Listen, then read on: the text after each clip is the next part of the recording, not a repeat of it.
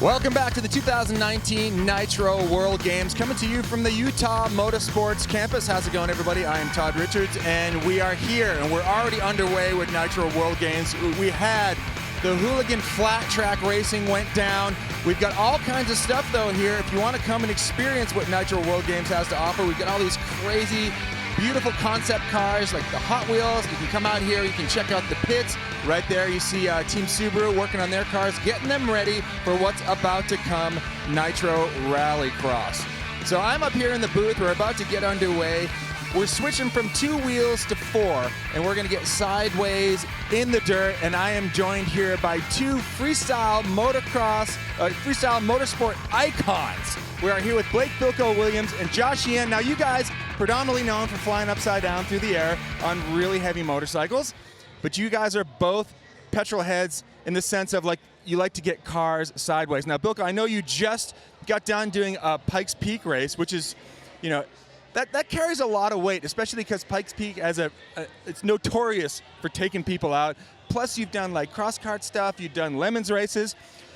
What's got you the most excited here besides competing in the freestyle motocross events? Well, I'm definitely stoked to watch the Rallycross. These cars are awesome. Just the suspension travel, the jumps they have, and the action-packed fast racing. A lot of bumping, a lot of contact. So it's yeah, the elbows are out. The boys definitely send it, and it's the best Rallycross track in the world, obviously with the jumps and that. So it's just an awesome event to be a part of, and we're just lucky enough to do a freestyle contest on the side. Yeah, right. So Sheeny, obviously, like, you know, anything that comes out of Travis is very much like the American equivalent of a bogan. Like, he's definitely likes to play in the dirt. And rumor has it that you've got some trails around your house or roads around your house that you basically are sideways constantly in if you're not jumping on a motorcycle.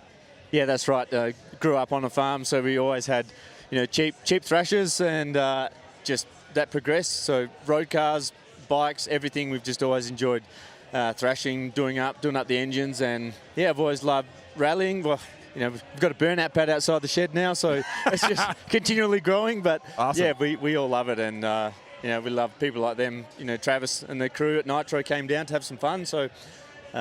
Yeah, I think we get along well. Well, I think, you know, it's everyone's kind of young kid's dream is to be a race car driver. I think that's like one of the, like, astronaut, race car driver, maybe fireman's thrown in there somewhere. But earlier today, we had the flat track race that went down, and rumor has it that Travis is going to try to get in here and qualify as well. Have you guys done flat track stuff at all? I'm all about the jumps, basically. The flat track's pretty gnarly, and like I'm at that old age where I don't like to fall off motorcycles anymore. So I think if I went out there on the flat track, it'd be fun for a few laps. I'd end up pushing it too hard, and as you can see right there, I'd probably end up in the fence like that guy. What about you, Sheeny? Yeah, well, I got excited recently and got a CBR 600 to do some road racing. And I've done a couple of road tracks, and it's really fun, but these bikes are heavier, hard to handle, slower. You know, they're awesome bikes, but gee, they're a handful when you're riding them off-road in the dirt. So I'd love to give it a crack, but maybe next year. Yeah, it definitely seems like you'd be leaving a bunch of skin on a track somewhere for sure. So switch gears here behind us. We're about to get underway with Nitro Rallycross. Now, introduced last year, kind of, you know, Travis threw his whole Pastrana thing into the mix and kind of, you know, messed with rally to make it way more exciting. How much do you want to just get out there in a car and rip around this thing as well? I've been hanging around the Subaru pits all day waiting for him to leave the keys in the bowl and jump in there, but it hasn't happened yet. I did a ride-along with Travis last year, and, you know, having a motocross background and a little bit of experience in rally cars, it was a whole nother experience being out there with the bowl turns, over a jump, and then it kind of goes quiet for a second when you're in the air, then land smoothly into a bowl corner like you're going around a berm. It literally was like a motocross bike on 4 wheels, so obviously the roll cage is handy with that situation. Keeps you safe. So Sheeny, did you watch yesterday? Did you see some of the highlights that went down? Yeah, I watched a little bit of it. It's awesome. We love seeing, like, the jump, it all looks in proportion, but it's bigger than what we have at most of the competitions. It's insane. So it's awesome to see the cars, so much power, you know, just they're going berserk out there. It's awesome. The craziest thing to me is, like, you know, Travis going out there and he has to kind of guinea pig everything before he sends anybody else off it. And I mean, how similar do you think it is, like, when you hit it on a motorcycle and you've got to, like, translate that into a car that's far heavier, you know, and then all of a sudden, yeah, I guess this is like top of third gear? Yeah, well, I guess the one thing that makes it a little similar is the fact that it's a long, flat jump. So suspension doesn't come so much into play, but at least, you know, if you get pretty close to the same speed and you don't try and jump too much or do too much on the bike, then No tricks midair. yeah. Well, that's a great segue because you guys this afternoon we have the freestyle freestyle moto competition that's going on here, as well as quarter pipe. Now, freestyle moto, you guys are comfortable in there, and I was asking you, Bilko, before if you ever messed with the quarter pipe at all out there. Look, I did it the first couple of days when they had it set up, and I got about 15 foot up, and then over the next few days, the big boys came out to play and started going 35, 40, 45, and I just decided to pack it up and never really want to go that high because it's quite risky, and I mean, it's a fun jump when you can do it. It looks so good and smooth when they jump so high, but it's just not for me. So I can't wait to watch the boys center. You got Corey Creed, Colby Raha, Bierman. They're all going to just throw down. It doesn't look real. They go so high, it doesn't look real. Well, we're moments away from the start here in Nitro Rallycross. We're going to send it down to Lorette Nickel right now with some more from you. Thank you so much. Down here with Steve Arpin, my favorite Canadian driver. Are they done He's up here? down here. I'm the only Canadian driver. That doesn't That's set why the you're bar my too high. favorite. But he qualified second yesterday. And Steve, I had the opportunity to talk to you about how you were preparing, getting ready for Nitro Rallycross. And you said that you are so focused on this event all year. So talk about the preparation. Absolutely. You know, our guys, all of our guys at Lombra Motorsports, we did so much work to these race cars over the winter. And ultimately, when we're looking at the season, Nitro World Games, this is the pinnacle. This is our Super Bowl, our Daytona 500, our Stanley Cup playoff game, whatever you want to call it. This is it for us. So it's the biggest jumps. It's high bank corners. It's the place where we push the car to the absolute most extremes of anywhere we're going to go. So really, everything is directed to making everything perform best for this event. Okay, so let's talk about the track. You love the track. All of the drivers had some input on how Travis and the track crew were going to build it, but you said there's a lot of reward and there are some consequences out here. Talk about that. It's so cool because these cars, the technology is there's so much technology in them that's hard to make mistakes. So when you have a track like this, it promotes such good racing because it's easy to make mistakes because there's so many different places. There's areas of this track where you have to be so disciplined and just like do everything to rein yourself in, right? And otherwise you can lose a second so easy by overdriving. But other parts of the track where it's like you just got to send it and it rewards just being crazy. Travis Pastrana designed the track, so obviously we're going to have those sections, right?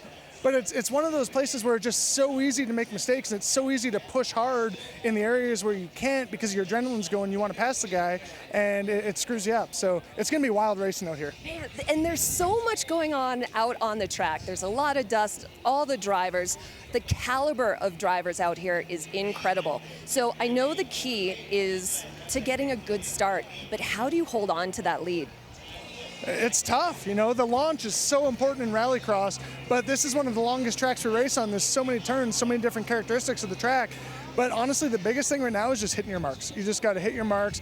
It's an awesome joker in this place. We go through a tunnel, right? Like we got 3 levels. We're going to be going over the tabletop once in the main, over the big jump every other time, and the joker one. So it's going to be, I don't even know what the strategy is yet, to be honest with you. So I don't know why I'm trying to pretend I'm smart. You are smart, and you're a great driver and a wonderful man. So the dust out here, are you concerned about it? It's always a concern, you know, but it's kind of one of those things where instead of freaking yourself out about the dust, you just got to focus on not being in it. Right. So we have, one of the things we worked on a lot in the off season was our launches, and we're still fine tuning it. With this altitude, we're up to like, what, 4,000, 4,500 feet. Our cars are down about 80 horsepower. So we've had to rework our launch strategy a little bit, but we had a couple options yesterday and it worked good. We found one that was really good, maybe a too much wheel spin, and another one that I bogged the engine. So we're going to find kind of a happy medium in the middle today, and hopefully here in about 20 minutes, we'll see if it works. All right, Steve Arpin, give me a high five. Best of luck today. We are about to go racing. So, Todd, we're going to go back up to you. Thanks, Larry. And, you know, it brought up a question I'd like to ask you guys. Steve was talking about the altitude here messing with, you know, just the amount of power that you guys can get and the responsiveness. Do you guys feel it when you're doing freestyle motocross, too? Sheeny does a lot more with the double flip, requiring a lot more acceleration. But the one place that really takes away the power is Pikes Peak. Yeah, I bet. Yeah, you go 14,000 feet up there. That was quite a challenge with the altitude. You felt the car get slower as you went up. But Josh, you want to comment on the altitude? it does affect us a lot. Thankfully, we're not too high here. I don't need too much power on the ramp. I can just come in with more speed, but using the smaller ramps to trying to double flip, I'd need to do a bit of engine work, or a turbo would be ideal, right, like the rally cars. But. Well, best of luck to you guys. We're going to have Nitro Rallycross coming up next. We're going to leave you with some highlights of last year's freestyle motocross competition. Good luck. Thanks you got for a big having day us. ahead of you. Cheers. Thank you.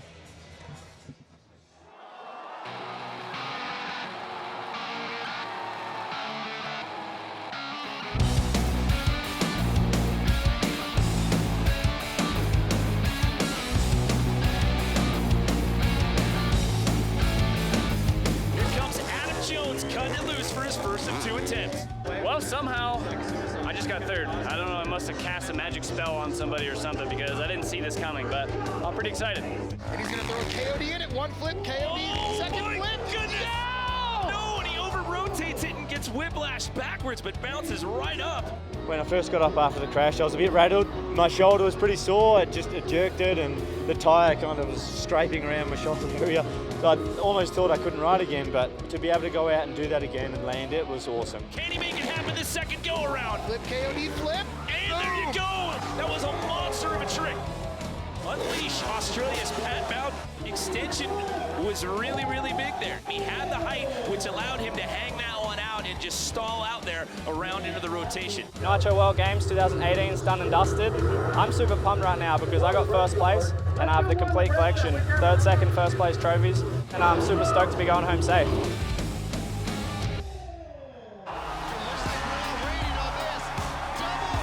From its inception, Nitro World Games exploded onto the action sports landscape, changing the contest world as we knew it. Last year, Nitro World Games expanded with more locations, more events, more athletes, and some of the most epic moments in action sports history, highlighted by the debut of Nitro Rallycross.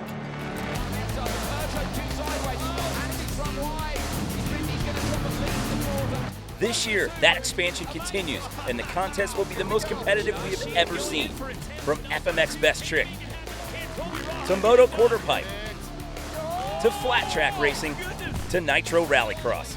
It will be like nothing we've witnessed before. Right now, it's all about Nitro Rallycross, live from the Utah Motorsports Campus just outside Salt Lake City.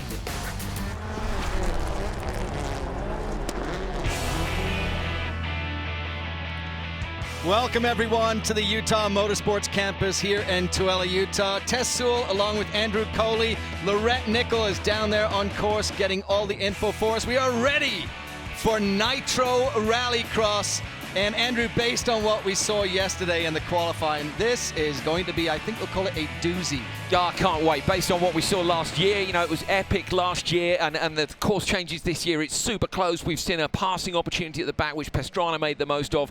We've got different jumps this year, and I just think the course is better, you know? Well, the amazing thing about this course is the fact that Travis got to purpose build it, and it's unusual that you get to come out and really you take something that's in your mind and you create the reality. So these massive bank turns and that you're looking at, the 100-foot gap. The 100-foot gap is back. You know, that was massive last year, but you can see under the 100-foot gap on the tabletop there's now a banking in and out of the tabletop. The Joker Lap's moved. The Yokohama Joker Lap now dips underneath the bridge and comes up at the top. It's about 4 seconds. It's significant, you know, the time difference. So a fantastic step-up jump up at the back. And, yeah, we can take a look back at some of the action from yesterday. Well, yesterday we went through some qualifying rounds and basically got everybody sorted out. The top 2 from yesterday actually went straight through to the finals, and check out some of this action here yesterday. Well, Sandell, of course, was one of those who went straight through, wasn't he? He was absolutely fantastic, and Kevin Hansen has gone with him, so 2 of the 3 Swedes have gone straight through. The man who didn't make it, Timmy Hansen, of course,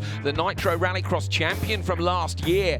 And then we had some brilliant fights, didn't we? Ken Block versus Travis Pastrana, and actually we think Travis's pass on Ken cost Ken a place in that top 2. So really great to see Ken Block back here and racing with us. But you're looking here, Kevin Hansen, I mean, he really was the class of the field yesterday. He really worked hard to get himself through that transfer spot into the final. As you say, Patrick Sandell, the other transfer spot. The Swedes, they've got it here this weekend. Yeah, they had 3 different sessions yesterday. So there was like a hot lap session which Sandell won, and that put him in the box seat to take that top qualifier spot. He also then got through in the track conditions we saw testing, where it was slightly damp at the start. The track just edged away slightly, and Patrick had to deal with those dry conditions in the A session, and he still got the job done. Kevin Hansen maybe benefited a little bit. There were so many drivers who were so close, it could have been anyone who'd gone through that top two, but that was it. And you can see those results really out of yesterday. Sandell and Hansen, the top two qualifiers. It was all based on points from a qualifying run and then the racing. That means those two actually get to sit out the whole day today until this afternoon. Later, about 5 p.m. local, will be running the final. They're straight through to the final, so they don't have to fight anymore. It's interesting, isn't it? Because on the one hand, that's great. You know, they don't have to put the effort into the cars. They don't have to use any more sets of tyres. But of course, they're going to go in cold to the final later on. So it'll be interesting to see how they cope with having had no lap times. Of course, these guys are going to put some laps in now to try to make it through to that final, not have to go to the last chance qualifier. Well, you saw the guys on the line ready to go. Great course here in Utah. And let's take a look at our Red Bull course preview, Andrew.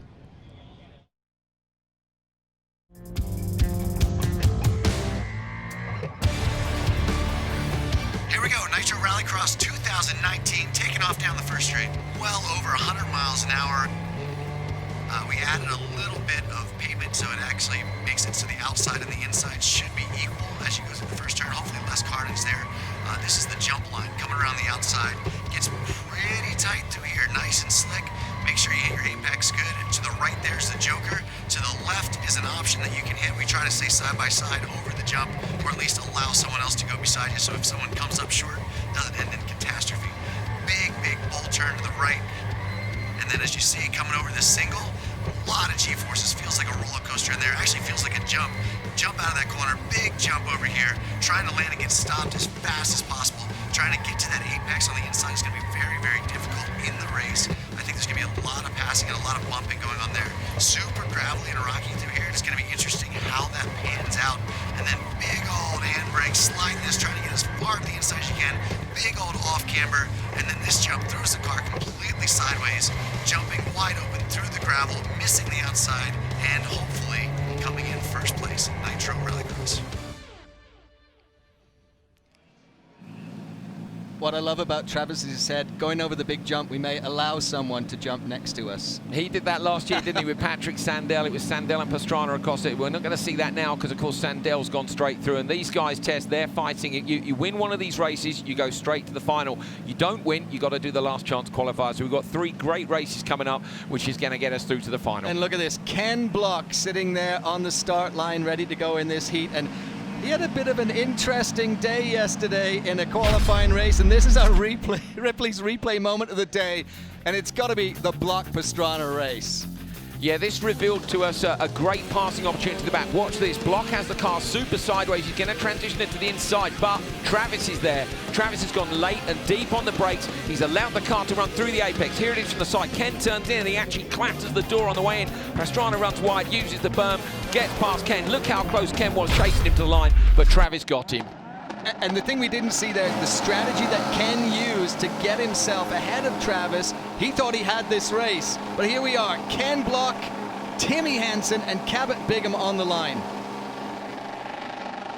So they're down there, the anti-lag's on. That's a long old hold on the lights. Those guys wouldn't normally sit there for that long, so I wonder if they might, I think they aborted the start.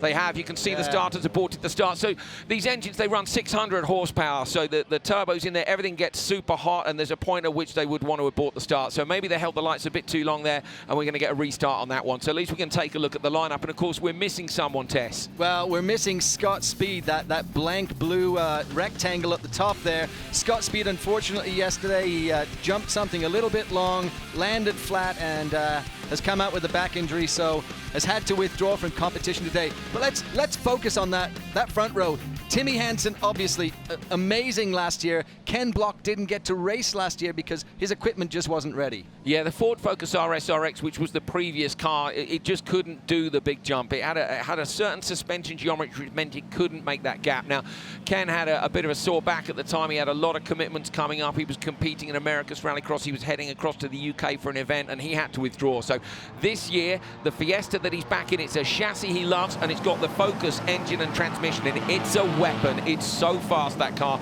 And Ken nearly went through yesterday, didn't he? If it wasn't for Travis getting him. So close. And then Timmy Hansen in that Red Bull Peugeot there on the front of the line. The older of the two Hansen brothers, but it's actually his brother Kevin that's gone through immediately to the final because he got second place yesterday. Yeah, and it's Kevin that's leading the FIA World Rallycross Championship where both the brothers compete. They were P1 and P2 for a good part of this season. So, yeah, Kevin's got the better of Timmy. Now Timmy's looking to get the better of Cabot Bigham and Ken Block. And a word for Bigham, he's on form. Recently, he's got right on top of that car. Here we go. Green lights, we're launched, we're racing Nitro Rallycross from the Nitro World Games. And Block trying to get around Hansen. Oh, Hansen up the inside contact there. Block's going to stop it at the apex. Cabot Bigham's gone inside. That's a good move from Bigham. We know this line is slower, but Tess, he's avoided the carnage on the outside of turn 1. That was an absolutely brilliant move from Bigham. Oh, look at Timmy this. goes Joker. Timmy's gone Joker straight away, so that's in response to losing the place to Ken Block. Bigham coming up on the merge with Ken. They're into the bank bend. You can see the dirt flying. Bigham's up the inside of Ken Block. And did you see that just at the end there? It looked like Timmy came out super hard out of that Joker. Hope he didn't do any damage to the car, but this was just an amazing move from Cabot Bigham. Yeah, Bigham made the choice there to go tabletop on the first lap, and he was on the back row. I think it was pretty wise. We reckon it's about 0.7 of a second, the difference between their tabletop line and the standard line. He was hoping that Block and Timmy would get right into each other and cost themselves more time than that. As it goes, Block managed to get out in front of him. Timmy, though, has gone Joker, and he's going to chase these guys down hard now, Tess. So we need to see what the gap is back to Timmy Hansen. Here he comes. Ah, that's pretty good. It's 4.5. Now the Joker's about 4. I'm confident they'll send Ken Block on this lap. I spoke to Derek Dauncey this morning, the team boss at Hoonigan Racing Division. I think they'll send Ken to the Joker in response to Timmy. They don't. He doesn't. They don't. So, Cabot goes to the Joker. yeah, they're giving Timmy an extra lap to chase him down, and that must mean they're confident that Ken's got the pace over Timmy. I'm surprised by that. Let's see where Timmy comes out just ahead of Cabot Bigham. Bigham is playing a great race. And what's key here is that Bigham was right on the tail end of Ken Block. So Timmy Hansen now, at this point in time, the merge is going to be absolutely side by side. Watch that clock at the top of your screen. If it comes down from 4.5, Hansen is on to take the place from Block. And that's the turn there. You see him coming into now, where this amazing pass was made yesterday. Perfect, isn't it? It's wide, it's loose gravel, it's a high-speed It's an opportunity. Area. Yeah, it was a great block pass, and it was fantastic to see an overtaking opportunity on the circuit. Well, some debris coming off Ken's car there. Ken's got a... I think he's delaminating the rear tyre, maybe. So as he's taking the rear tyres off, Ken's rear left has gone down, so Ken's maybe knocked the tyre off the rim. The gap was down to 2.97 with Timmy Hansen. Ken's going to go Joker, but it's going to be too late. Oh, disaster for Ken Block there. We didn't see what caused that problem with that rear wheel, but it's going to take Ken out of contention. But yeah, Hansen is gapping Cabot Bigham right now, but Block's not too far behind. He's dropped to P3, and remember, only one person goes through, Tess. There's only one place you want to be in this one, and that's the place that Timmy Hansen's in. Got another lap to go.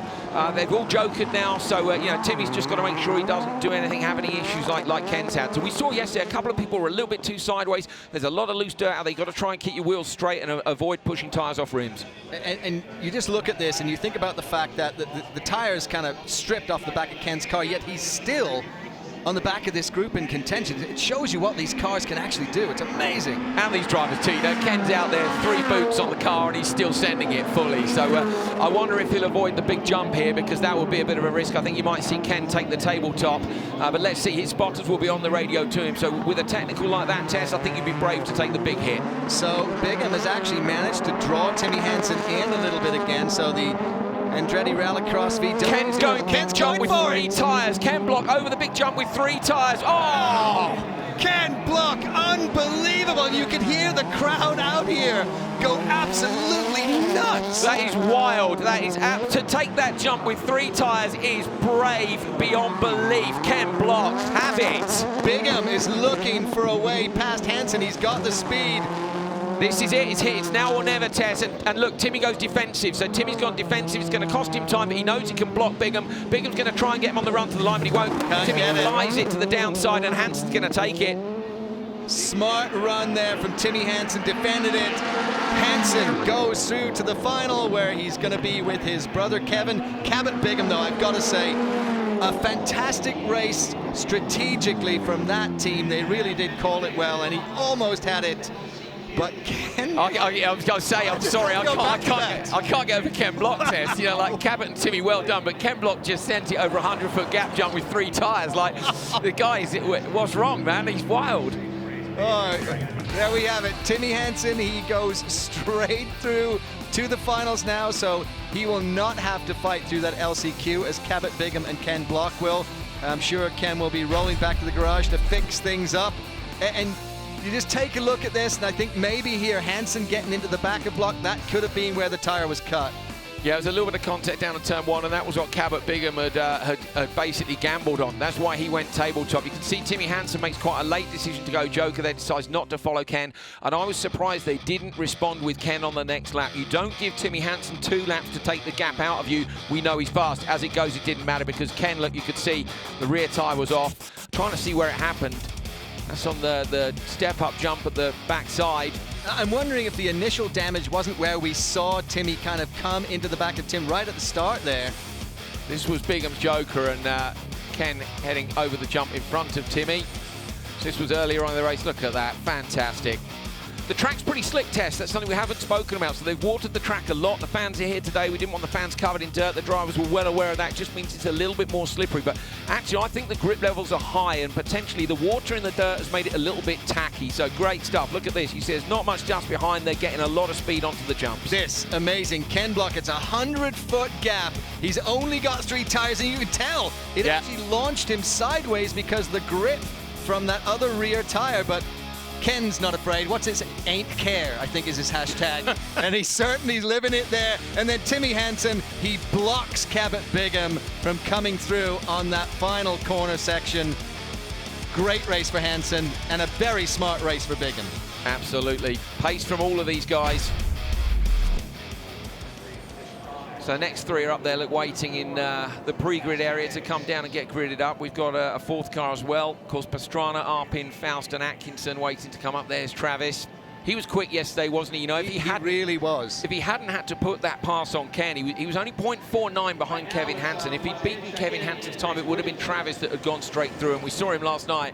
And he was like, oh, man, I really wanted to go straight through. He's like, promise you'll say good stuff. I was like, I'll say you were good yesterday. So he's hoping that he's going to be good today. Tess, how close is it? I mean, all of this racing is super close. We've got 3 different lines when you come out of turn 2, and that, I think, is changing the dynamic of this. It allowed Cabot Bigham to try and do something different when he knew he'd been kind of forced to the back. And what it's doing is it's really making every single piece of this race exciting. I think Bigham's tactics would pay off better in this race because there are 4 cars in this race. So in the first one, of course, there were only the 3 guys. So Cabot went Joker, sorry, the alternate line over the tabletop to try and avoid the traffic. But with only Ken and Timmy on the outside, there wasn't too much carnage. Now with 4 cars, we could potentially see more carnage. So I think that tabletop line could be a good choice on this first lap. And you know, you're watching this at home, and it's an absolutely amazing race. It's been crazy the whole way through, as we saw yesterday, and especially the way Ken's been racing. And I think we can go down to Lorette Nickel now, who's actually with Ken Block. Lorette. You guys, that was unbelievable what we just saw. Ken Block taking that 100-foot gap, 3 tires. Did you know you were down a wheel? Yeah, you know, but anything can happen. Those guys were battling in the front, and I needed to be there in case they took themselves out. So, you know, you got to battle to the last corner, and that's what was in my head. I'm a rally driver, and ain't care. I didn't care what that wheel was doing. I was going to make it to the finish, and if something happened, I was going to be there. Unbelievable. So how is that track holding up? It's incredible. It's the funnest rallycross track in the world, and I'm loving every minute of it. It's every time I get out there, my adrenaline's pumping, and it's incredibly fun. I'm just disappointed that I've had 3 punctures every time I've raced this weekend. I'm trying to be nice to tires and not pushing them too hard, but they're puncturing in the oddest places, so it's basically ruined my weekend. Is there anything that you can do to conserve those tires? I don't know. I'm trying. I was actually driving them harder in practice on Thursday, and now they're, you know, I've you know, tapered back a bit to try and save them, and they keep going. So I don't know what to do, but I might have been top qualifier yesterday, but I had a puncture in each of the heats, and now a puncture in this race. So the car's amazing. The Ford Fiesta Arpin brought me is one of the best cars I've driven in years. I'm putting in the lap times, but I just can't get any luck. Okay. Well, we're wishing you the best of luck. Ken, thanks. Thank you. Guys. Thanks, Lorette. And our adrenaline was pumping up here too, just watching him do that. Here are the results from that Challenger Race A. Timmy Hansen goes straight through to the final. Bigham and Block now go to the LCQ. 3 Swedes in. We've got both the Hansen and Patrick right. Sandell. So we're going to need someone from over this side of the Atlantic, aren't we, to get themselves through. We've got another place up for grabs in Challenger Race B, and then, of course, the LCQ, where we're going to put the final 2 drivers through. So lots to play for, Tess. This race, all 4 drivers, any one of them could take it. We know that in the day. We've seen this year, we've talked about this quite a bit, how the Subarus have come into their own in 2019. So the Volkswagen that Tanner Faust is in used to be dominant, and now things have switched a little bit. The gap has been closed. Last year we knew that the Volkswagen Beetle was the car to have. Certainly in America's Rallycross, when they came here, they were super quick. So the Subaru wasn't quite on the pace. This year, it's absolutely on it. These guys have won 3 rounds of America's Rallycross this year. They've won a round each, Atco, Sandell, and Speed. Steve Arpin, right up there. We've seen how fast that car is. Ken Block could have taken the top qualifier spot yesterday. So any of these guys could be up for it. And of course, Travis Pastrana, the mastermind, is in it. And pulling him off the grid right now, there's Atco. We're going to have to check to see what the story is as we get ready for this Challenger Race number 2. And again, we've got to go back to the fact, as Ken said, the most fun rallycross track he's ever driven. But I think the fact is, it's designed by Travis Pastrana, and he was free to do whatever he wanted to, because here at the Utah Motorsports Campus, they gave him this kind of blank canvas and said, go play, Travis. Yeah, go nuts, and that's what he did. Yeah, I think what's great is to see the progression from one year to the next. So last year we came in, everyone was like, what is this? This is mad. You know, the gap jump, everyone was freaking out about whether or not they could do it. This year we're kind of like, well, you know, the gap jump. But what was nice is in conjunction with the other drivers, and of course the crazy inventiveness inside Travis Pastrana's mind, he came up with this, you know, the banking in and out of the tabletop, the step-up jump that we've seen at the back. Just so much good stuff out on the circuit this year. I think it's a big improvement. Here we go. There's the step-up jump. It's great. It's into a hairpin test. You know, this place is a roller coaster of cool. Well, we're talking about the crazy mind of Travis Pastrana, and let's take a look at just what happens when Travis starts to invent.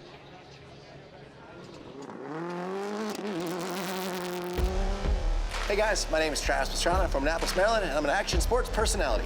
He did have to take a brief intermission after that last run because he chipped his tooth. With Nitro World Games, we always try to be the big air of action sports with any discipline. Rallycross is going to be no different. Big jumps, banked corners, pretty much everything that I love from all different forms of off-road and car and truck racing combined to one high-intensity, big air platform. It's going to be like Hell Track, but for cars. Get the run, side-by-side jump here, maybe over the big hit. Both the Subarus, amazing. I believe this sport can really take over auto racing and the next generation of what action sports wants. Just put on an awesome show, and the crowd's going to know what we're doing. And he really did get to put all of the pieces in. I think he thought of a lot more last year than he could actually finally create. And this year, the fact that there's a 3-part crossing where you've got the jumps and the Joker. Yeah, they came up with this idea, didn't they, for the underpass last year as an alternate line. So the idea with the alternate lines is that you're able to, we can go, so you can see some track repairs. So that's the little hop ramp, which is in turn 1.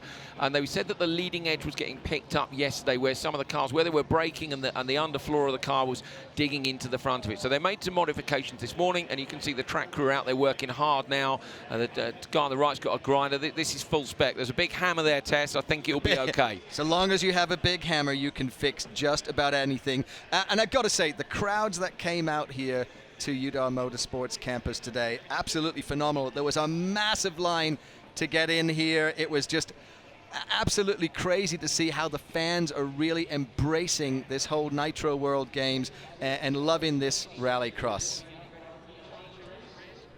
There they are down in the pit area, and they've got a new fan zone now out at the far side of the track where they can get a good view of that step-up jump into the hairpin. So yeah, they're more around the venue, and they're moving around, aren't they, between the different disciplines as well. Well, yesterday we had the qualifying rounds, which turned out to be very exciting. They were really shooting in those rounds to get the maximum number of points. And yesterday, the #1 qualifier was Patrick Sandell. Yeah, Patrick was on a mission right from the first session, so they had a solo lap. Sandell went out and laid down a lap time, which none of the others could match. Now, that would mean that he was going to be out later in the next session, and he'd be on a slightly drier track. Again, he got the job done. I think he was P4 in that, but absolutely fantastic job by Sandell. Yeah, we thought he had it in the bag before we went into the B section, and indeed, end of qualifying, it was Sandell who got the top qualifier spot. And right now, Laurette Nickel is with Patrick Sandell. Tess, thank you so much. I'm down here with Yokohama Motorsports manager Drew Dayton. And Drew, you are here to present a very special award. This is the Yokohama Go Strong Award. Which tenacious driver is taking this tonight? This year for the Yokohama Go Strong Award, we selected Patrick Sandell. Last year in the first event for Nitro Rallycross, Patrick had a tough race, encountered some mechanical issues, and finished in 5th overall. Yesterday, Patrick was able to be the top qualifier, and that's why he's receiving the Go Strong Award. Drew, thank you very much. Let's present that to Patrick Sandell, and if we can have him step in here, our #1 qualifier. Patrick, what does this mean to you? Oh, that's awesome. Yeah, as you said, I had a really tough event last year. I knew I could do more, but unfortunately I ended up more or less in the back in the final. But now, yesterday, everything worked to 100% according to plan, and I was P1 out of the qualifying, straight into the final. So this means a lot. Thank you so much. Patrick Sandell, congratulations. Guys, a lot more racing to come. Tess, back to you. Thanks, Laurette. And it was amazing.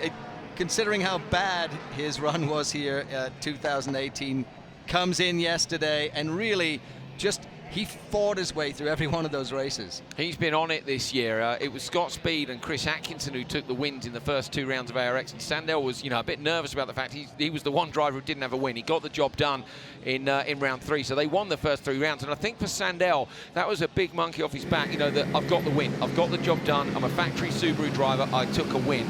Now that pressure of I need to prove I can do it, we know he could do it, but even in a professional driver's head, they want to get it done for the sponsors, for the team. He got it done, and it's released Sandell to give the performance we know he can, and that's what he did yesterday to get that TQ spot. So here we are, 4 drivers on the line. Only one of them is going to get to go straight through to the finals. Travis Pastrana, Steve Arpin front line, and Pastrana yesterday, he was barely off that advancing spot. Yeah, he was absolutely brilliant. That pass he put, he also managed to edge Kevin Hansen over the big jump. Pastrana's on it. And you must remember Pastrana and Ken Block also are the 2 guys who are not competing full-time in Rallycross this year. So these guys are jumping in for this event to go and send it and have a great time. So they're short on seat time, but they're not short on talent. Both Pastrana and Block put on a great show yesterday, and I know Travis will really want to go through. He doesn't want to go to the LCQ. He wants to take the win. Here we go, Challenger Race B. The #1 place will transfer straight through to the finals.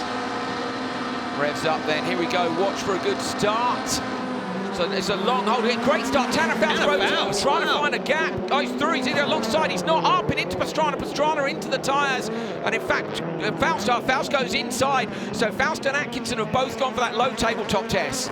This is strategy we weren't expecting to see today. And I'm actually surprised at how well that tabletop is going to work. So there you see Arpin, there you see Pastrana. So they really haven't lost much ground. No, they haven't, and they've stayed out of trouble, which is what they were looking to do. But again, they would be hoping, like Cabot Bigham was hoping, that there would be more carnage on the outside of turn 1. I'm guessing Tanner was hoping 3 cars would go outside. So we can see that the tabletop is low, but it does keep you out of trouble. So watch for that tactic in the LCQ and in the final when we've got more cars on track tests. So Travis Pastrana in 2nd place right now. Got that little up tap, and he's gone through the middle. Oh, he's same pass as yesterday. He's going to get Arpin. He's got past Arpin. Exactly. Arpin pushes him wide, but he still gets it over the jump. Wow. And Tanner Faust goes through past Arpin. So Arpin's been really mugged there down at that corner. Pastrana did the exact same move that he did yesterday. And you'd think the spot, he was right behind him, and now look, he's under pressure now from behind from Atkinson. So Faust managed to capitalise there where Pastrana ran him wide, bit of contact. So yeah, great move. Who's going to go for the joker this lap is really the question, because I think if you're maybe Arpin or Faust has gone for it, and Atco has followed him. So Arpin takes the main lap. He's going to hope now that with a bit of clear space in front of him, he can get the hammer down and try and gap those guys behind him. But that was a disaster for Arpin. He was looking great, you know, he's leading, but we knew that Travis could do that, Tess, and for me, you needed to be aware of that. It's lap 1, you know the cars are nearby, shut the door. And I think what happened there is Arpin was trying to defend that space, but really it may not have been the smartest time to defend. May have been smarter to let Travis go through, just keep pace with him, because he lost that place to Faust just because he was already off put. Yeah, on the exit there, lost a load of time. You can see how close Tanner is to him now. Here's Atco over the jump too. Look at that, brilliant shot from one of our cameras, super close to these guys. Pastrana is looking strong here to get himself through. Look at Faust, committed on the brakes too. So Faust is only 4.6 seconds back. What we've got to try and figure out now is, can he close the gap enough on Travis Pastrana? I think Travis is probably going to take Joker on the last lap. He has to now. If I were Pastrana, I would have gone potentially on that one, but maybe they've looked at the lap times and decided that Pastrana's quicker. I'm sticking down now. Yeah, well, yeah. And to be fair, Pastrana's got pace here, so Subaru think that Pastrana has got enough pace to gap Faust by more and make that merge not so tight. So that's what they're hoping, that they can get Pastrana to hold on to that spot when he takes the Joker on the final lap. You can see it's close behind. He does not want to have to merge into this traffic. So you're watching the battle now between 3rd and 4th. That's Steve Arpin and Chris Atkinson. And oh, Atco is looking on the inside there. Yeah, he's running deep. Oh, he's pushed him way out. Oh, and Atco sideways over the jump. He spins. Maybe there was contact on the way in, but Atco loses. There's flames in the back of Atkinson's car. Atkinson's car is on fire at the bottom of the jump. Looks like it's gone out from the commentary position. We can see, there it is. There were huge flames. But we saw, it looks like Arpin's tyre is shredded. We saw all kinds of tyre debris there. The gap's gone up. It's gone up to 4.78, so Pastrana should get this. Watch for Faust coming in the merge. There's Faust. Pastrana looks like he's got him. Oh, Faust came in hot, didn't he? Went in hot deep, but Pastrana had it up on the Talladega turns. Travis Pastrana's got the job done here with that brilliant pass on Arpin. He's going to book a slot test. But watch this. Faust is not just going to let him run. He's going to fight as hard as he can. He may have left it too late.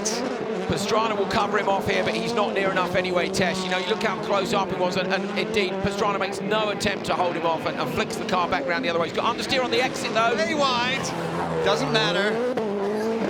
Oh, there were huge flames in the back of Atco's car there a minute ago, but not so for Pastrana. Brilliant drive. Straight through to the final for the mad find of Travis Pastrana.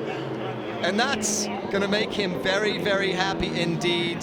Fist pumping over the line. You can see it in the car. He was fist pumping like mad. He was gutted he didn't go through straight away yesterday. He's got the job done here in Challenger Race B. So fantastic job by Pastrana. We're going to see him in the final at his own event. And that Arpin and Atkinson little get together there, it definitely damaged one of the tires on Arpin's car. I think there was contact on the way into that corner, and I think there might have been a little bit of payback on the way over the jump on the way out, Tess. So, yeah, great racing. We're going to see a bit more from that. They're going to have to get ready now super quickly for the LCQ. Well, Travis Pastrana joins both of the Hansen brothers, Timmy and Kevin, and Patrick Sandell in our final later on this afternoon.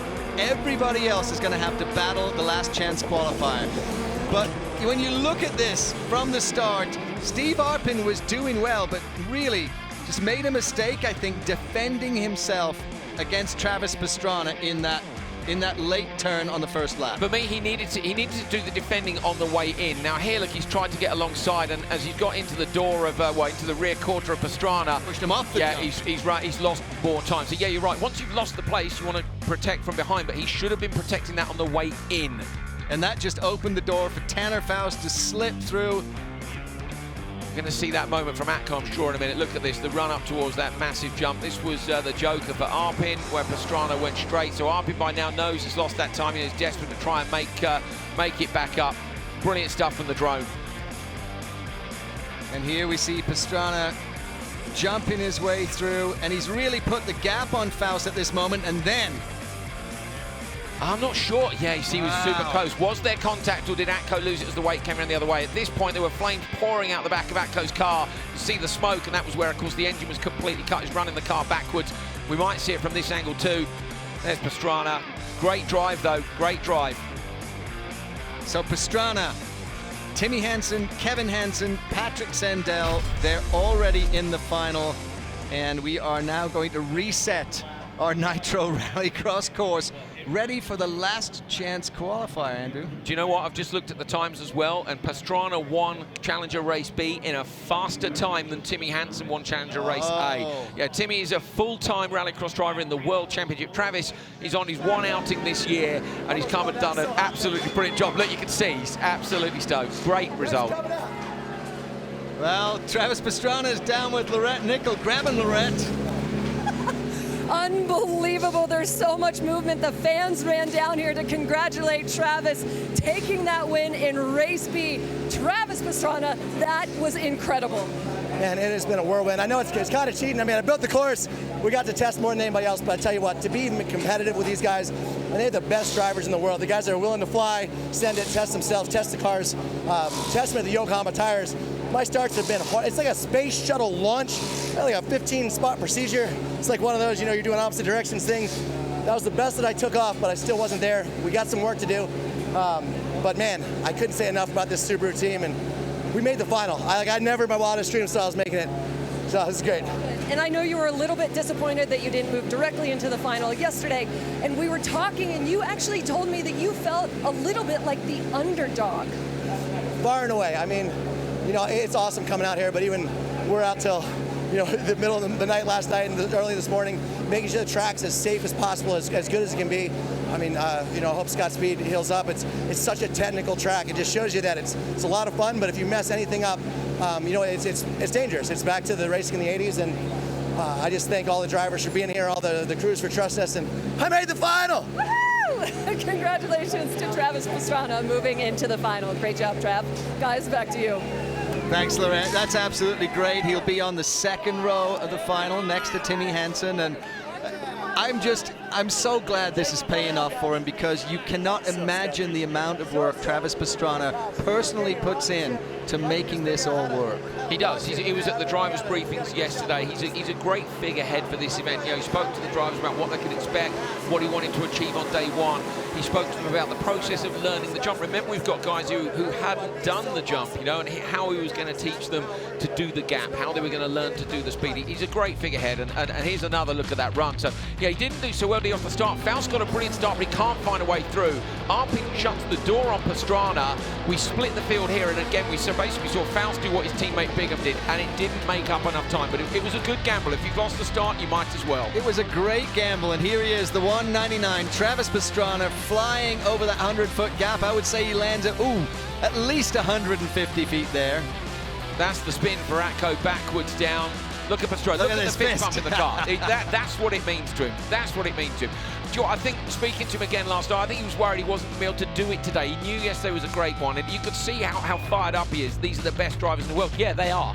They are the best drivers who are competing full-time in Rallycross, and Pastrana's just done a quicker time than Hansen, and he's booked that slot in the final. I can't wait. So again, straight through to the final, Travis Pastrana. He will join Timmy Hansen, Kevin Hansen, and our top qualifier from yesterday, Patrick Sendell. And there you see, Tanner Faust did run a great race. I love the strategy that the Volkswagen Andretti Rallycross guys are doing now, because it almost worked for Bigham, almost worked for Faust. They've tried it too, and this is key test. So they've tried, okay, they still need to book a slot in the final, but they tried it before the LCQ and before the final, and that's when it's going to pay off the most, is when you've got a load of cars going the outside line into turn one, maybe some carnage. That's going to mean then that tabletop line could work, but you know, we're going to see if it's going to pay off in the next one, the LCQ, the last chance qualifier. And let's take a look at how that last chance qualifier is going to play out. And there it is. Bigham and Faust are going to be on the front row. So you imagine this time. And Block and Arpin on row two. So you see the problem they've got here, Tess, is I think you might see them split the strategy. I think you'll find one will go, but then on the other hand, see now my head's working. It's a risk, because if you check up early from the front row to go left for the low tabletop, there's a strong chance of getting collected by the guys in the rear who want to go deep to the split for the big jump and the joker. So if you're on the front, I think it's dangerous to go the tabletop route. I think we'll see that certainly from the guys who are further back. And the water Bowser look, Tess, backing up to the top. He's not going to do the gap, don't worry. Not going to do it. I mean, you know, if Ken Block was in it, maybe. Yeah, definitely. But he wouldn't need all the time. Yeah, only three. But what's going to happen here is that I think Bigham and Faust, they're going to be able to take that jump together, 100 feet, sail through the air together, and that will get them way, way far forward compared to the guys who are going to go over the tabletop. Well, we've got the last chance qualifier coming up. So in the meantime, let's take a look back at what happened at Nitro World Games, Nitro Rallycross 2018.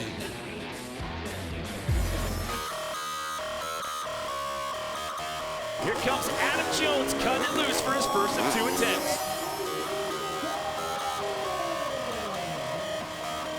And got it. And he's going to throw a KOD in it. 1 flip, KOD, second my flip. goodness! No! No, and he over-rotates it, gets whiplash backwards, but bounces right up. It's number 2. Can he make it happen this second go-around? Flip, KOD, flip. And there you go. Well, he stabbed a foot. When I first got off after the crash, I was a bit rattled. My shoulder was pretty sore. It jerked it, and the tyre kind of was scraping around my shoulder area. So I almost thought I couldn't ride again, but I felt okay. So just to be able to go out and do that again and land it was awesome. Unleash Australia's Pat Mount.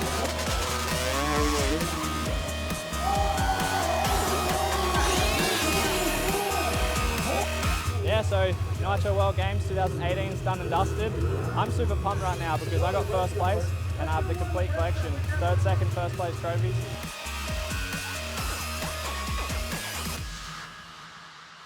Today, it is all about Nitro Rallycross, all coming out of the mind of Travis Pastrana. And you know what happens when Travis Pastrana thinks of things? Well, they become big and they become exciting. From wide, he's going to drop at least to 4th up the inside. Ekstrom's gone through. He's going to have to take the jump. 4 cars, Ekstrom jump contact. Spun speed around. This is what we were talking about.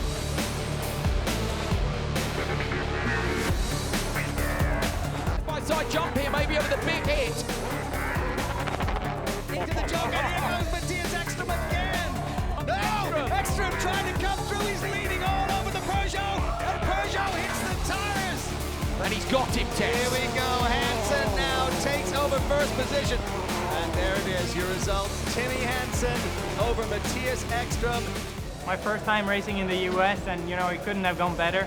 I think we guys in Europe have a lot to learn from you guys about the show, you know. What a day, Nitro World Games winner. And on a course like this, maybe the best rallycross track in the world, you know, there was some great racing out there, and I'm super happy to be able to take the win. In the final, first corner were really chaotic. Everybody went for the gap jump, and I took the tabletop, and I nailed it. But for me, the bigger picture is, well, not good. Got a taste on Rallycross 2.0 made by Travis Pastrana and Nitro World Games. Thank you.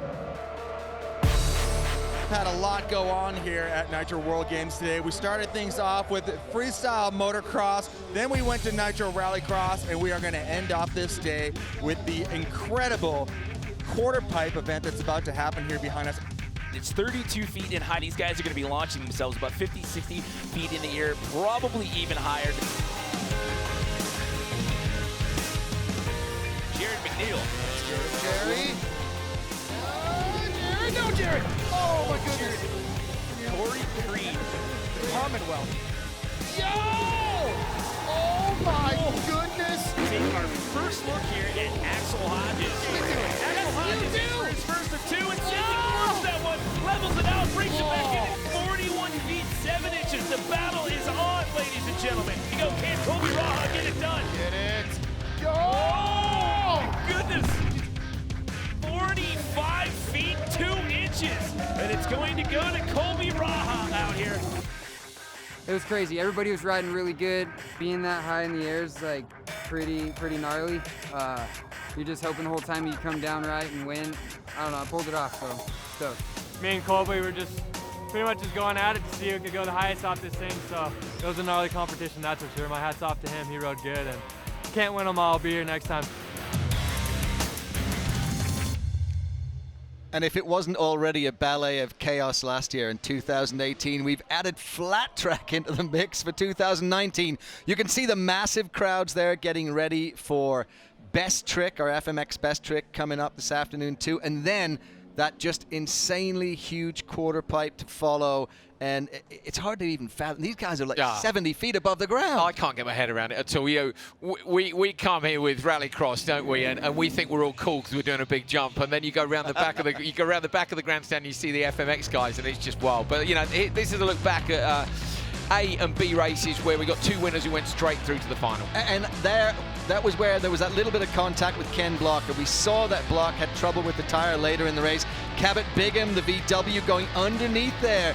And this was a smart move for Bigham because he really did have a challenge on Ken Block and didn't lose a whole lot of time. No, it was super close between all these guys. Look, he's right up behind Timmy Hansen. I say Bigham has just suddenly got on top of this Andretti Beetle. Yeah, he's really feeling the car now. He picked up a lot of pace at his last round up at Canada a couple of weeks ago. So, I think we can expect Bigham to play a big part in the O'Reilly's last chance qualifier, which is coming up. And, of course, he's on the front row with his teammate Tanner Faust. And Heat A, you can see the results here. And it would be Timmy Hansen. He gets the first nod to go through to the finals, joining his brother and Patrick Sandell. Bigham and Block transfer through to that O'Reilly's last chance qualifier. And, well, strangely enough, Laurent Nickel has managed to catch up with Cabot. Yes, we're standing right down here with the big ham himself, Cabot. Unbelievable. He's in his rookie debut for Nitro Rallycross, and this has been so much fun for you. Talk about your experience. Well, I'm just surrounded by all my childhood idols right now. I got Tanner as my teammate. That still gets me starstruck a bit.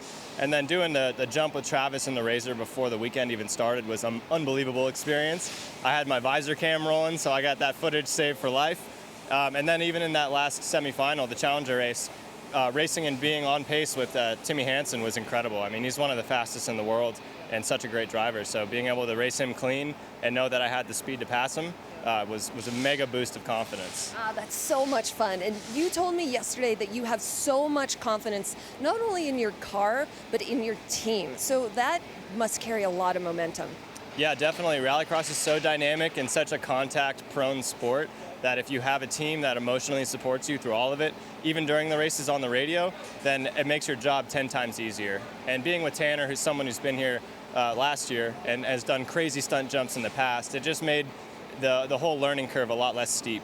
Okay. So we just had the Challenger A and B races. We're going into LCQ.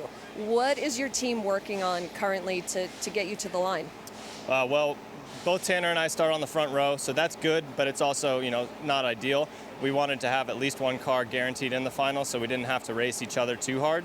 But we know that if we both stay clean and run a good race, that we have a great chance of walking away from the other guys. Right. So. Yeah, absolutely. And so with both the guys on the front line, how do you get that great lead and keep it? Well, you got to have a really good start, firstly, and then you really have to protect up the inside and know that you're not going to overshoot the first corner. If you can do that, then the rest of the race kind of plays into your hands. Okay. Cabot Bigham, best of luck. We're so excited for the LCQ coming up soon. Tess? Yeah, thanks, Laurent.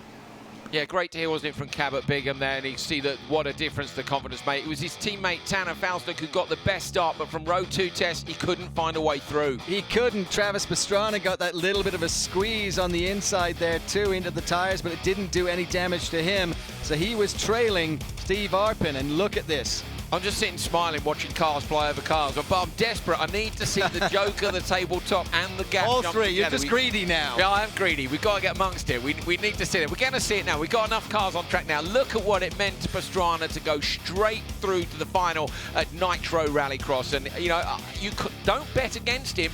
No, never going to bet against Travis Pastrana on his own course. And there, sad for Tanner Faust, though, because I think he was trying to push and find a way through, but Travis Pastrana's Subaru was just so wide on that race. Travis did a great job. Travis is the only guy at the moment who's consistently passing people for position on the course. Everybody else at the moment is doing it via Joker tactics, via different turn 1 tactics, and Travis has passed Ken. He passed Steve, so he's doing a great job. There's the Yokohama tyre truck getting everything ready. They've got a limited number of sets of these tyres that they're allowed to use, but most of them are using new tyres in most runs. There was a little bit of talk earlier, talking to Derek Dauncey about how sticker tyres are maybe a little bit slippery in turn 1, so they might use some scrub tyres in some of these races if they're in doubt about what's going to happen in the first corner. Well, Yokohama are the tyres of Nitro Rallycross, and let's take a deeper dive into our tires. The Yokohama Advan AO54 is the official tire for Nitro Rallycross.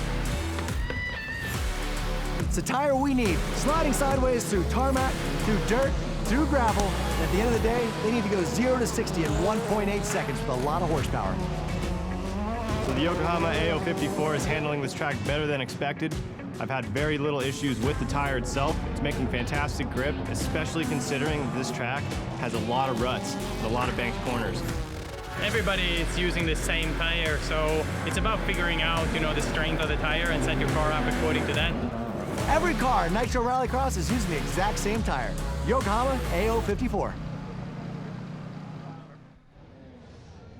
And it's amazing when you look at those tires and you compare them to your road tires, how slick these things are, and you're on dirt, you're on this slick mud when it gets a little bit watered. It's surprising what these cars can do. Yeah, it's an incredible tyre. The Rallycross tyres are developed to be able to work across all surfaces. They've got to work from cold, remember, straight away. They've got to launch a 600 horsepower all drive car on tarmac, on the loose, whether it's wet or dry. And yeah, Yokohama doing a great job supplying the tyres. And talking of tyres, of course, these guys, Tess, have had to turn the cars around really quickly, decide whether or not to put new boots on it, or whether they want to scrub tyres on the car. Do they want predictability, or do they want brand new tyres on that car into the first corner? Refuel, re-prep, clean the cars, particularly the guys, of course, in Challenge Race B, they've had even less time. Well, and let's look at this. If you think about that second row, you've got the two Fords of Ken Block and Steve Arpin, both of whom had tire problems. And then in the back, you've got Atco, who we saw get punted backwards, had the stall, flames. I mean, who knows what's wrong with that Subaru? Yeah, well, of course, he had a motor change overnight. We believe he had a problem with the motor yesterday, which saw him down at the back of the qualifiers. And Chris, at the minute, is at the back of the O'Reilly's last chance qualifier. So what area is Chris Atkinson? He won a round of America's Rallycross the year, so we know he's on it. But the tactics for him are crucial, Tess, because he's the one guy who can respond to what everybody else in front of him does. So he can have a good look. He's on his own on the row, so let's see what Atco does. And what I want to say here, it really is, we need to give the space and respect to the teams that are behind these drivers, because you just watched these races and you saw the carnage that happened to these cars, and here they are back on the line, ready to race. Absolutely. Absolutely, ready to go. You can see the guys there with all the sleeves on. That's because they're working on super hot cars to get them ready for the O'Reilly's last chance qualifier. So, and this is our O'Reilly's last chance qualifier format. We've got 4 laps. You have to take the Joker lap, but more importantly, unlike the 2 races we've just seen, the top 2 will advance to the final and set our field of 6. So we're looking here at the Ford of Steve Arpin. And let's look at the unique point of view of Rallycross through the eyes of Steve. Hey, I'm Steve Arpin. I'm living in Charlotte, North Carolina now, originally from Canada, chasing the NASCAR dream. And since then, I've found a new home here in Rallycross, and I absolutely love it. Nitro Rallycross, here we go. Oh, does he beat him? Oh, contact! Rallycross is just different. It's so action-packed. It's short bursts of just intense racing. I am loving the aggressive driving from Steve Arpin in that CBD-MD Ford. Steve Arpin leading Scott Speed. Look at him going way up on the bank turn. This is what is unique. They killed it for the first year of Nitro World Games. I can't wait to come back next year. Year 1, the best track, the most fun. This was amazing. I'll be the first one back here in 2019 for Nitro World Games round 2. If you look in the dictionary and you look up the word Canadian and there's a picture, I guarantee you it's that guy, because he never stops smiling. Steve Arpin, just a great guy, great competitor. Super positive, and he's worked really hard. Make no mistake, he's worked super hard to get those sponsors on that car. They worked really hard. They were told, over the winter, look, you won't get the Focus RS RX running gear into the Fiesta chassis. It can't happen. They did it. And look at the difference. And they're really competitive. On the pace of the Volkswagen. The Volkswagen was the benchmark. They haven't done any work over this winter, Volkswagen. They've been at the front for 4 or 5 years now, so Tanner Faust doing his pre-start. But I say Subaru and the Fords of Lowenbro Racing are right on pace. So, yeah, it's all to play for here. And then Ken Block coming back into these races today. It's great to see him back here. It's funny, we were talking earlier about how Ken Block is the oldest competitor and Kevin Hansen the youngest. There's 30 years between them. Yep, 21 and 51. So So Ken's got some pace on him, hasn't he? Oh, wow. No, it's been amazing. Yeah, really great job.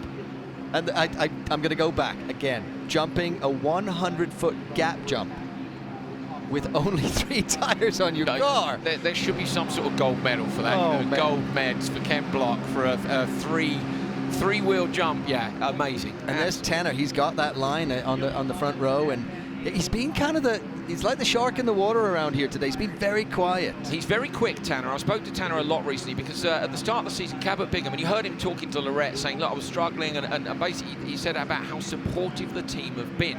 We know that car's fast because, of course, it was Scott Speed's car last year. He won America's Rallycross. Speed and Faust were right on it here. Now, Tanner said you need one friend in the pack. You need to know there's one guy that isn't going to turn in on you, isn't going to fire you off.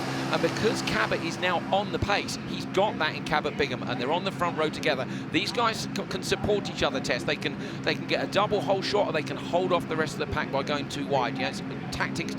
It's not even like you need team orders, because as Cabot just said in that interview with Lorette, Tanner is a childhood hero of his, so he really wants to make sure this race is clean, but they're going to have to defend that second row because those Fords are going to come quick. And here we are, we're getting ready to go. The O'Reilly's last chance qualifier. There's 2 spots open in the final. Which one of these 5 cars is going to grab those 2 spots? Looking forward to this. Here we're going to see carnage down in turn 1. Are we going to see some tactics? Watch for the red lights on the arch there. Great shots from the drone. Here they come. The lights are coming on. Revs are up.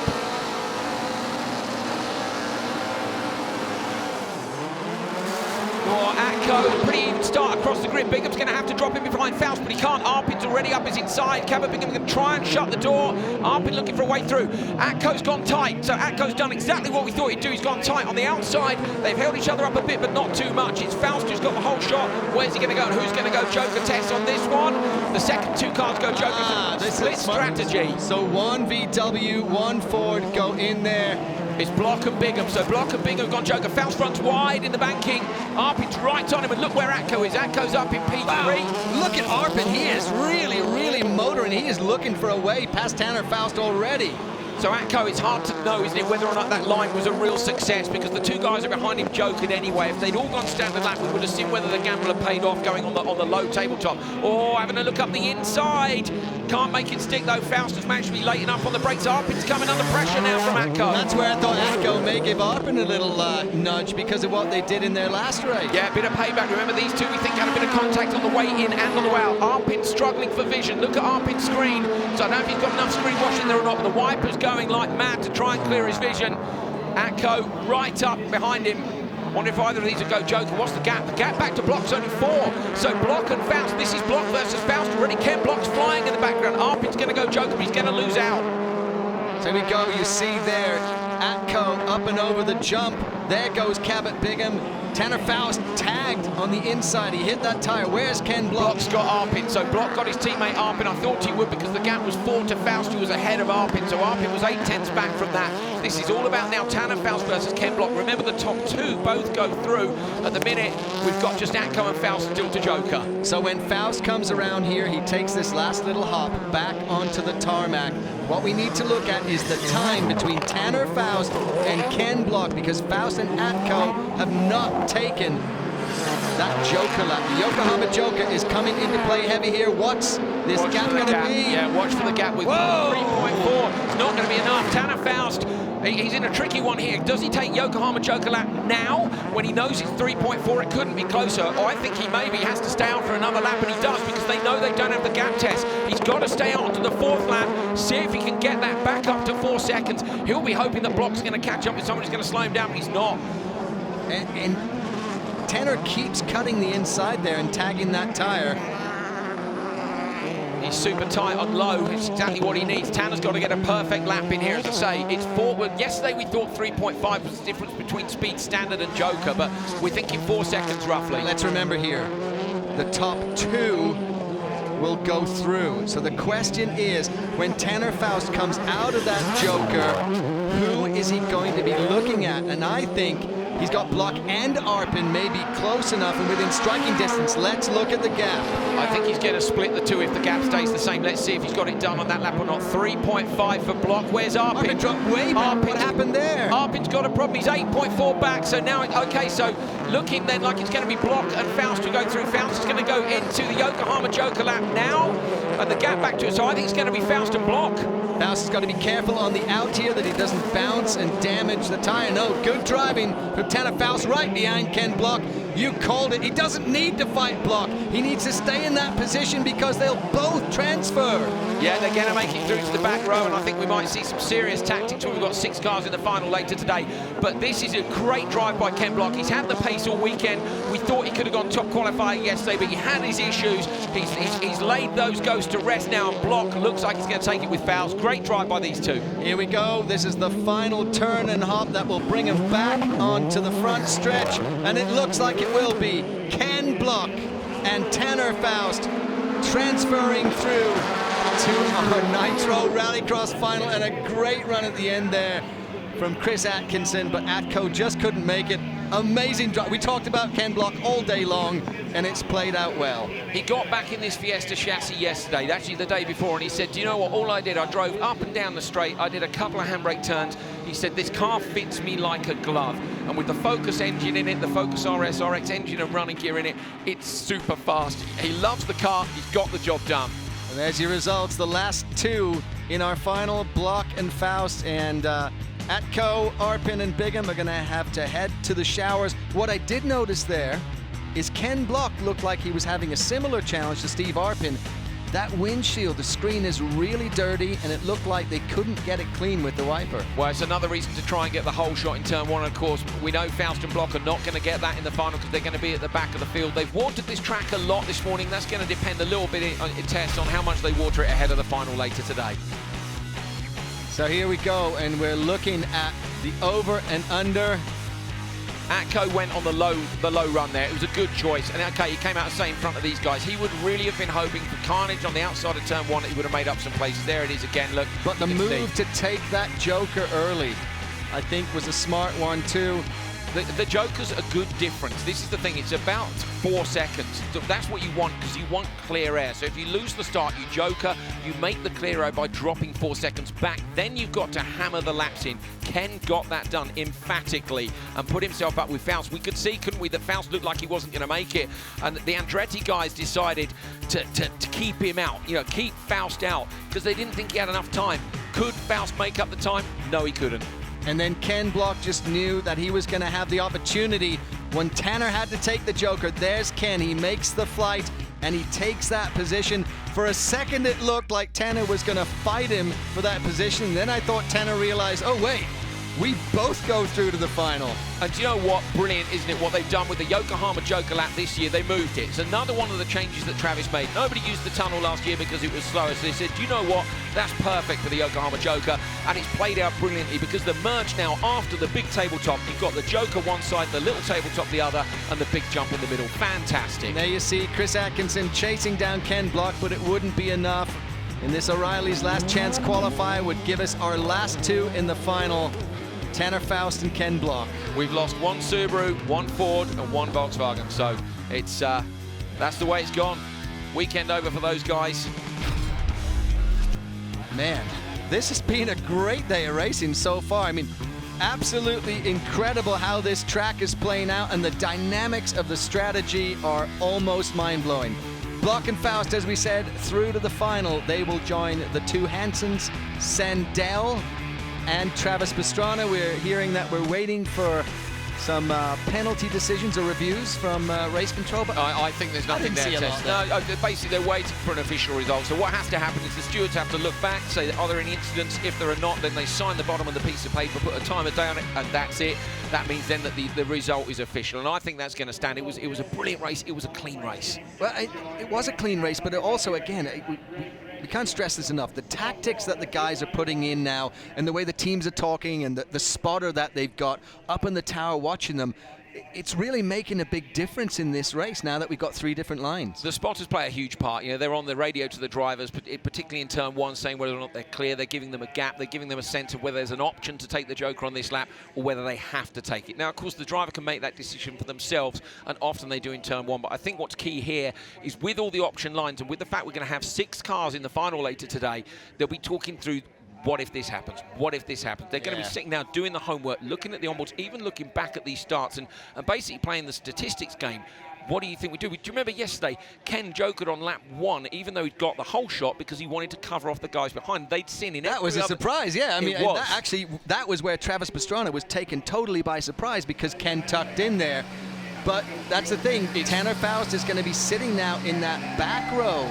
So they've got to look at tactics, Tess. They've got to look really, so they need to look now and go to what happened when Atco went to the low tabletop. Yeah, that's what Ken's team did yesterday. They were in the last race, all 4 of them. The guy who lost the start, remember it's 2-car qualifying runs, the guy who lost the start went Joker. So they went, do you know what, if we win the start, we're going to go Joker anyway, because then we know Travis hasn't got any option. We're both going through the Yokohama Joker together. Great. And in fact, then of course, Travis stuck a pass on him anyway. As only Travis can. He found, we didn't even know there was a line to pass right there, but Travis proved there was. And we've seen a lot of fun in that turn today. And, you know, we've seen guys going backwards. We've seen people getting pushed wide. But Tanner's got to be so happy right now. Where's Tanner's cap holder? Tanner's got, most of us have cup holders in a car. Tanner had a cap holder in there. I saw him reach in and get it on. There's Tanner Faust. He's down with Lorette Nickel. Lorette. Hi, how's it going? Man, guys, it's hot down here, and in the cars, it's very hot in there. Tanner, there's so many lines out here on this track for you to choose.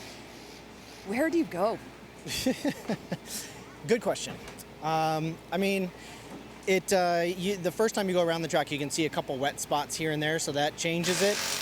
When you come through turn 1 and turn 2, basically it's determined by whatever chaos is right in front of you. So in that case, being in pole position and getting a good start, basically just have to go along the inside, wait for a hit from whoever's behind you, and try to hold your line. And then after that, there's really not a lot of dust. So you could choose the Joker, take it early, but that sets you back into the pack. So it's sometimes better just to take the fast lap over the big jump as many times as you can and Joker last. Ken was able to make the Joker work for him and get around me in the very last turn. I gave him a little nudge to let him know I was there, but didn't phase him at all and ended up puncturing a couple tires of mine. So karma's a you know what. So, but yeah, ultimately it makes for great racing with so many lines. Okay, so many lines out there, so many choices, contact. I mean, how are you compartmentalizing all that? No idea. I don't know. I mean, I'm just hanging on screaming. It's lucky my eyes are open half the time. I mean, there is a lot to think about, and the temperature gets to you. Right. So the main thing is that you're able to control your body temperature so that you can actually make a decision. But a lot of it has to be visceral. I mean, as a racer, you want everything to be by the numbers. This is my braking mark. This is when I get on the gas. But in rallycross, it doesn't work like that. Like a quote that I've said several times before is that, you know, like Mike Tyson, it's from Mike Tyson. He says, you know, everybody's got a plan until they get punched in the face. So you can talk about it all you want, but once you get in the first corner, you see what's unfolding, you just have to react and hope you made the right call.